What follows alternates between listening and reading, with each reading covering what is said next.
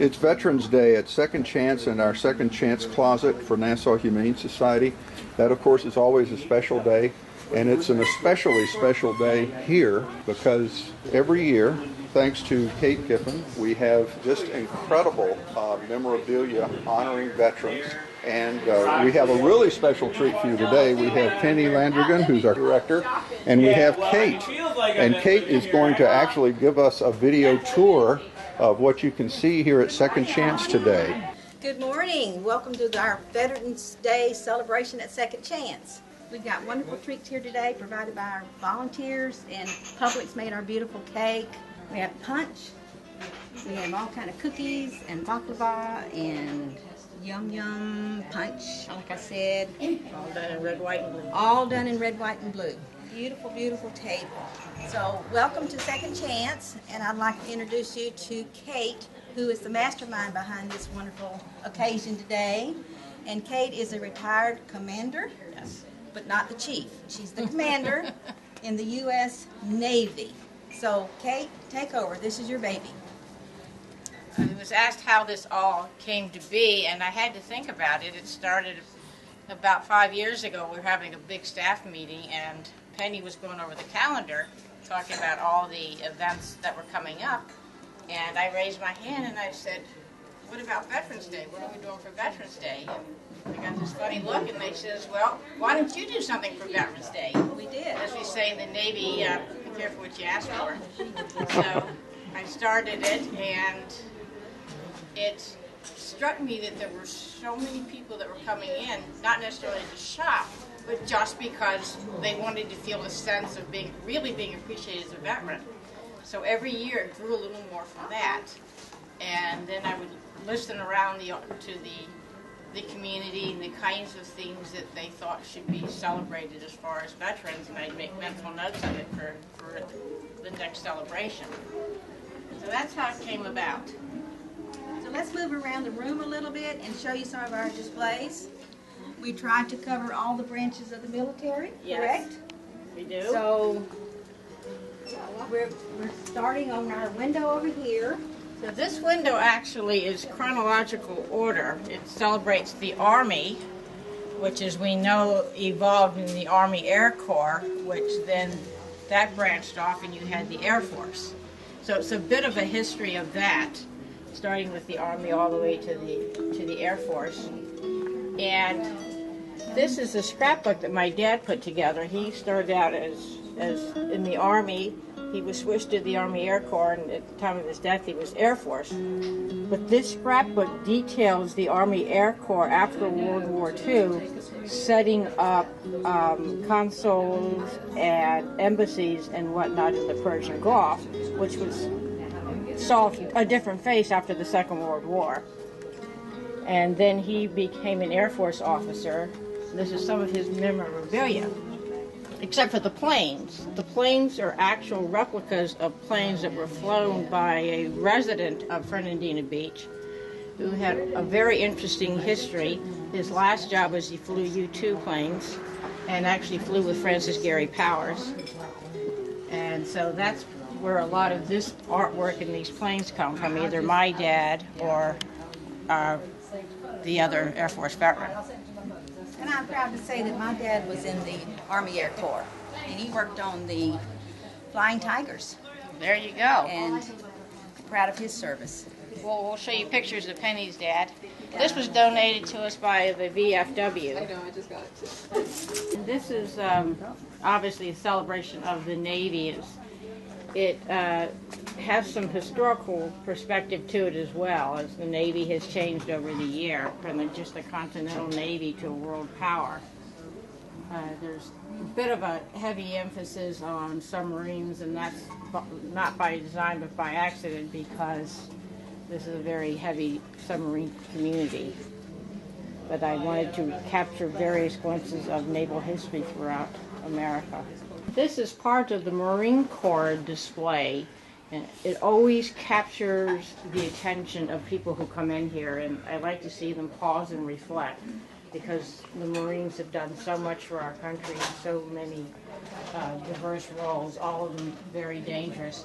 This is a Fernandina Beach resident who did 2 tours in Vietnam and was combat wounded. This is the new edition for this year. This is a tribute to the American Indian. I got inspired to do this when I was doing a tour of the national parks out through some of the Indian settlements.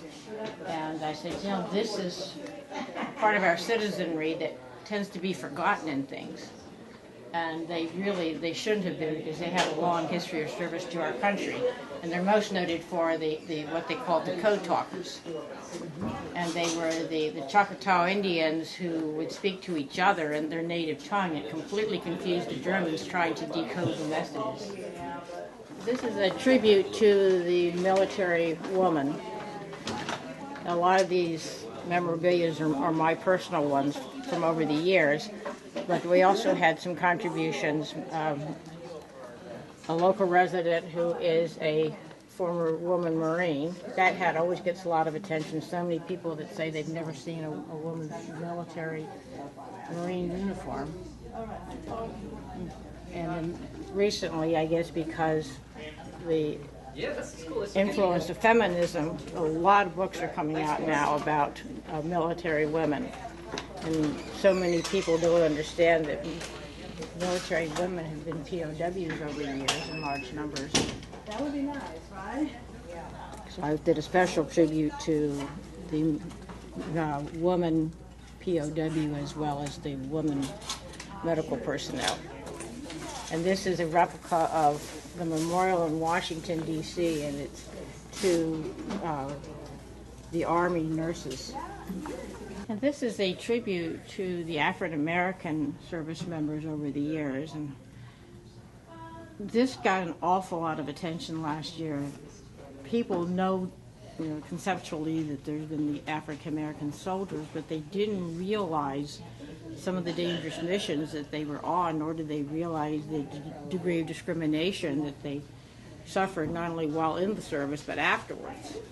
So it was good to see people read it and reflect and talk about it. But I specifically used the Buffalo soldiers, who were crack shot soldiers in the Second World War that helped to free a lot of the small villages in Europe, and also the Tuskegee Airmen, who are a group that the more I read about, the more fascinated I become with them.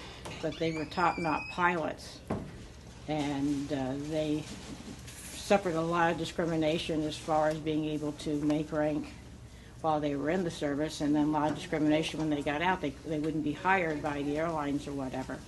So it's good to keep those things in mind. This exhibit was the brainstorm of one of our co-managers, Trish. And she said, we work for the animal shelters. We ought to remember that we have military service dogs.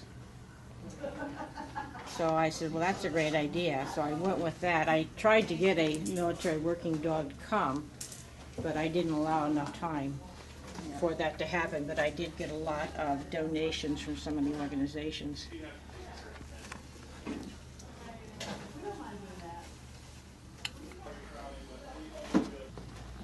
This is my father, who, like I said, was in the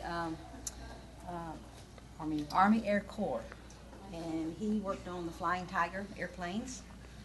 Some of his memorabilia. And this is John's dad, who was who was in the Navy. And he was on the big ships, the carriers that went out to sea. Correct. How many years did he serve? 27 years he was in the Navy. He retired as a chief. And my daddy did his tour of duty during World War II, and then he came home. So it was not a career for him. But I have the flags from both of them from when they passed away. I don't know. I wasn't here. I wasn't here. And it's great to honor them today. I'm going to check mine out too. Mine's still in the box. This section here is a tribute to the United States Merchant Marines. They have a very interesting history. We've been using merchant marines in this country since the Revolutionary War. And first they were civilian, basically pirates, And then they evolved into their own hire for service group of. They were involved a lot in blockades of American ports, not only during the Civil War, but during the War of 1812. They fell under the Army for a while, and then they fell under the Coast Guard, and then they fell back under the Army, and now they are their own entity.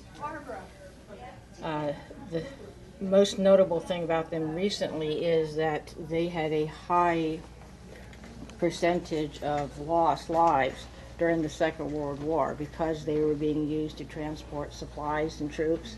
They were targets for the enemy. But despite the fact that they had a high casualty rate, they also had a very, very high success rate. And they got all kinds of honors and awards when they left the service, such as that letter from Truman to them. But they were not recognized as veterans with all available veterans benefits until the 1990s. And now we are at our Second Chance Closet store, our brand new store, and we have some displays here too, don't we, Penny? Yes. You know, we've only been open for a couple of weeks now, but we had to stop and prepare for Veterans Day. So our windows are decorated with our red, white, and blue to show our patriotism. So we again brought some treats down here. And I don't like nothing sticky and gooey. We don't get it on our beautiful clothes. But we all down here are celebrating. Yeah. And Kate, this is your uniform, huh? That's my service dress uniform with all of my medals over the years. Tell us about your service, if you would. I was a Navy nurse for 22 years. I had a very interesting tour. It was probably the best decision I made to go into the service, as far as the things that I got to see and do that most nurses don't get to see and do. Got to live overseas. As you can see, I spent a year on the hospital ship during the Persian Gulf War. And I was on a medical team that was trained for emergency callback for exigent circumstances, and I did all the training, but I never thought I was going to have to use it. And then Mount Pinatubo exploded in the Philippines, so they sent an emergency medical team, and I got a call in the middle of the night. So I flew to the Philippines for that, only to find out that I was the only pediatric trained practitioner there. So I was basically up for 2 days taking care of these little children. But it was a wonderful experience at the end of the day. Wow. So I did all those kinds of things. You had how many years with the... I had 22 years, and I was the Navy's liaison to the Joint Commission on the Accreditation of Healthcare Organizations, and helped write a lot of the patient care standards that are still in effect now, trying to translate them into ways that made sense from the way the military had to do business. That was an interesting experience. That's wonderful. Yes. And there's my husband's uniform. Oh. Uh-huh. He's academy graduate, spent 27 years in the Navy as a Marine, or as a submariner. Wow. And that is his uniform he loaned me for today. Well, we thank you and all veterans for your service. We thank you for your dedication to the Humane Society and for sharing this memorabilia with the community. Yes. And this, of course, is all free, and it's open until 5 o'clock this afternoon at our Second Chance store and our new Second Chance Closet on 14th Street. And so we just thank you so much. Once again, I'd like to thank Kate for what she does as a volunteer in our store and as a creator of our wonderful event here. And please come see us, and of course, free treats too. And happy Veterans Day from the Nassau Humane Yes, Society. Happy Veterans Day. God bless you all. God bless America.